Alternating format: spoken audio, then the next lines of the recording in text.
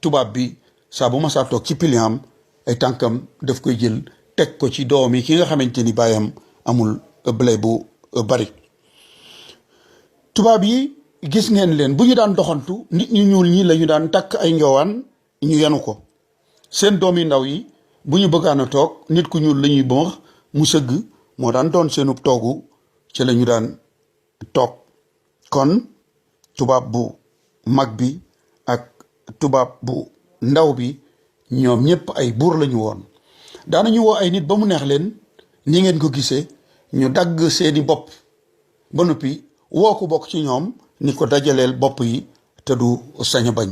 kon jëf yu ñaaw yooyu yëpp jëf nañu ko fi waaye ki nu tax a jóg muy Mouté wax nañu ko léegi kuy bëreeg Serigne Touba sunu borom ngay bëreel.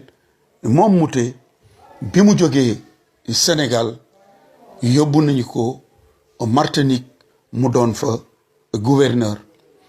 ba mu fa nekkee gouverneur nag at mi nga xamante ni ci la ku tedd ki Xaadimu Rasul Cheikh Ahmadou Bamba dellu si Sénégal di 1902 ca weeru mai wa maanaam juróom-ñetti fan ci weeru mai moom Mouté am na lu ko dal loo xamante ni bii ci la jógee faatu. Saint-Pierre, la plus bizarre, la plus amusante et cependant la plus jolie de toutes les villes des Antilles françaises.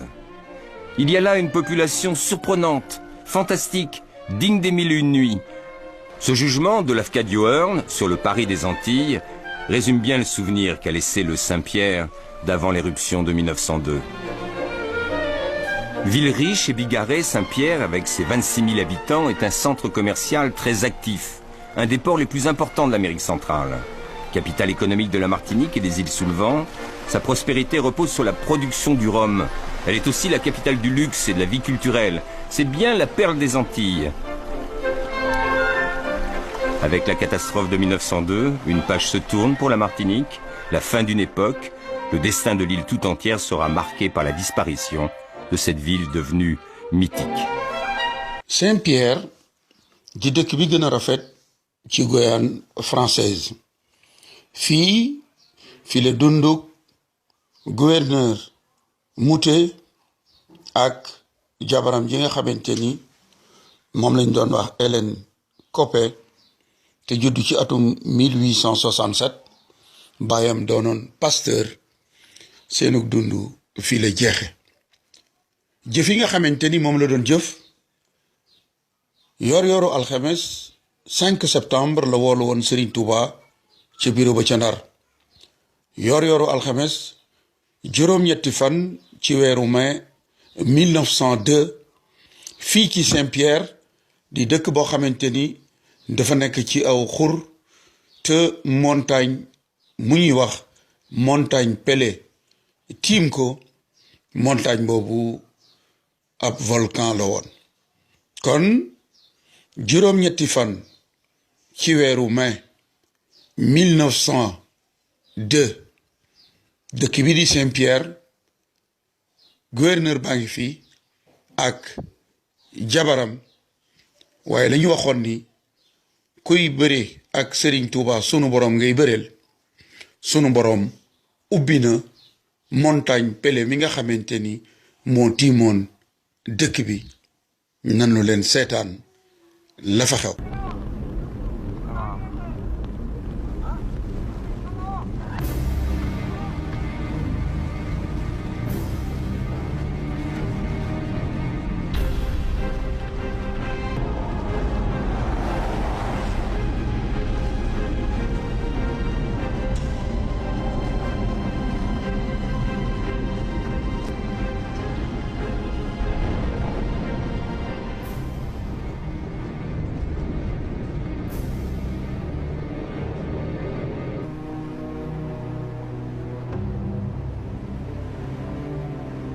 En 1902, la ville de Saint-Pierre en Martinique est détruite par une nuée ardente semblable à celle filmée sur le mont Hunzen au Japon.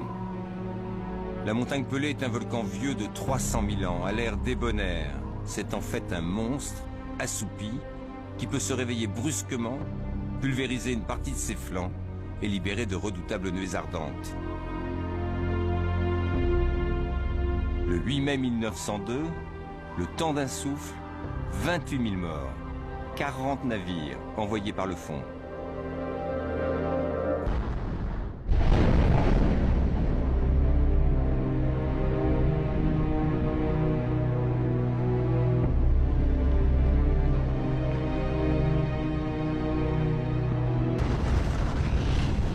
Émilie Dujon s'était réfugiée avec les siens près de la commune du Carbet à Bourgard, à 2 km au sud de Saint-Pierre.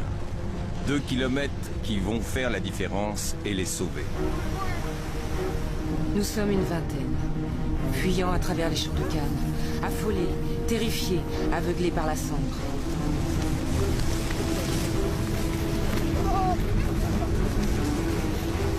Une pluie de pierres, de boue tiède et fétide tombe sur nous. Haletant, livide, les vêtements et la figure noircis par la boue et la cendre, les pieds déchirés. Nous nous arrêtons dans la première maison que nous rencontrons. Sur la cité, la main de Dieu s'est appesantie.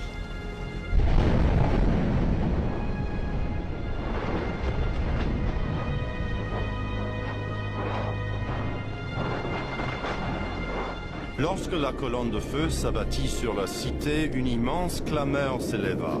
Cris de désespoir et d'angoisse qui semblaient être la plainte suprême de l'agonie d'un peuple.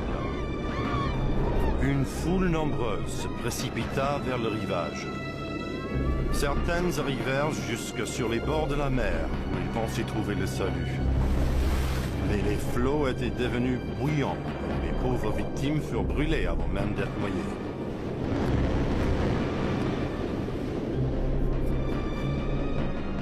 Le capitaine Freeman, tenant la barre avec ses coudes, car ses mains étaient brûlées jusqu'à l'os, parvint à mener le Rodam jusqu'à Sainte-Lucie, un vaisseau fantôme, couvert de cendres, chargé de morts. Un détachement est chargé de récupérer les lingots de la banque de Saint-Pierre. L'officier d'infanterie coloniale qui le commande écrit à sa sœur. Je n'ose te donner des détails. Tout ce que tu imagineras de plus horrible est au-dessous de la réalité. J'ai vu, et mes yeux se sont révoltés d'horreur. Dans une maison, contre la porte gisent 9 cadavres, étendus dans des poses effrayantes. Leur tête à tous a éclaté. Dans une chaise est assis encore un vieillard qui, lui, me regarde d'un regard atroce. Il a le ventre ouvert. C'est affreux. Le docteur L'Herminier, des troupes coloniales, fait partie de ceux qui ont charge d'enterrer, ou plutôt d'incinérer les cadavres. Les cadavres du quartier du Mouillage sont méconnaissables. On ne peut voir s'ils sont de blanc ou de noir. Les sexes sont respectés. Beaucoup de femmes, celles que l'on devine jeunes, ont les seins intacts. Tous les cadavres sont nus, scalpés, épilés. Et chez beaucoup, l'abdomen a éclaté. Et les intestins saillent, non brûlés. ñaar fukki junni nit ak juróom-ñett ñàkk nañu seen bakkan ni ngeen ko gisee ni ko waxee ci français ñi doon daw doon sóobu ci géej gi ndax ndox mi bu ñu duggee ci ndox mi dafay mel ni cin lu baax ba tàngoor wi moo leen di faat lu jiitu ñuy suux dégg ngeen niñ ko waxee ci tubaab néew yi kenn mënu leen woon a suul ba wàll yi nga xamante ni ñoo ñëw dañu leen doon lakk kon ki nga xamante ni moo jëfoon jëf jooju di yóbbu sëriñ bi Gabon te mooy gouverneur Moutet ak jabaram ci ñaar fukki junni nit ak juróom-ñett yooyu faatu ci lañu bokk gis ngeen dëkk bi mbedd yi foo jaar ni ab taw di def bu tawee ba ñu naan mbënn bi ñëw na ndox mi di walangaan ci mbedd yi kenn du am foo jaar noonu la leen sunu borom def ci sawara beteex boo xamante ni day bax xonq coy ni ngeen ko gisee mbeddi Saint-Pierre yépp noonu la mel kon lii mooy mujjug gouverneur Moutet mi yóbbu woon Serigne Touba Gabon mooy mujjug gouverneur Moutet mi woowoon Serigne AOF yi ni leen da ngeen di signé lii ma leen di signé loo wala ma boole leen ak gaynde yu xiif yi lii mooy mujjug gouverneur Mouté mi jëloon Serigne Touba bi mu nanguwul a signé la mu bëggoon mu signé ko mu boole ko ak gaynde tëj ko ci jardin d'essai bu Saint-Louis ngir bëggoon mu jël bakkanam mbokk yi kon li Serigne Touba waxoon ci xasidaam googu di minanul baaqil qadim fi mujisaati raaqil maqdum loola mooy li nekk birazuman barazani birazuman yubarizul multaqimal bariz zaman birazuman barazani birazuman yubarizul multaqimal bariz zaman birazuman barazani birazuman yubarizul multaqimal bariz zaman birasuman barazani birasuman yubarizul multaqimal bariz zaman birasuman barazani birasuman yubarizul multaqimal bariz zaman birasuman barazani birasuman yubarizul multaqimal bariz zaman birasuman barazani birasuman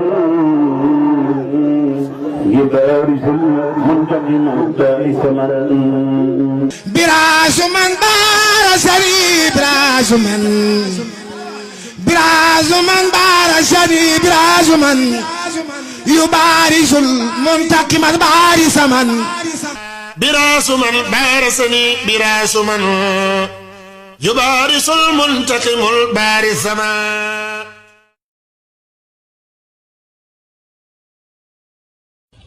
waaye Faranse lan na gooru Sénégal ñi ñu dugal ñu dugal ci Sénégal ñi génn gàddaay far dem ba faatu ñu joxe seen gànnaay ndax ñu yaatu fam nañu saamu yi ci réew yi soose yóbbu Gabang boole koog Baraama Siise tala kapoor ba ñu lekke imbulaañse daf ko ci biir nag laaw la ma faraañse ñoo gën a lam de julbeere ñooro roy nag doom ji jàll Fuuta Tooro ñoo del roy nag almaami Abdu Bukar